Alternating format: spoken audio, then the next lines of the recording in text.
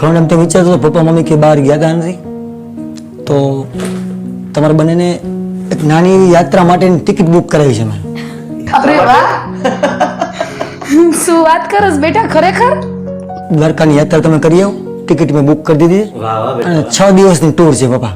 અરે બેટા, તારી મમ્મી હમણાં જ મને કહેતી હતી કે આપણે મંદિરે દર્શન કરી આવીએ. તારી મમ્મીની ખૂબ ઈચ્છા હતી દર્શન કરવા જવાની. હવે દ્વારકાધીશના દર્શન થઈ જાય. વાહ, એ તો મોટા દર્શન છે. ખરેખર હો. આપણો દીકરો છે ને ખરેખર મોટો ને સમજદાર થઈ ગયો છે. વાહ, વાહ, બેટા. આપણા માટે કેટલું બધું વિચારે છે. આજે સાંજના 4 વાગ્યાની ટિકિટ છે પપ્પા, હં.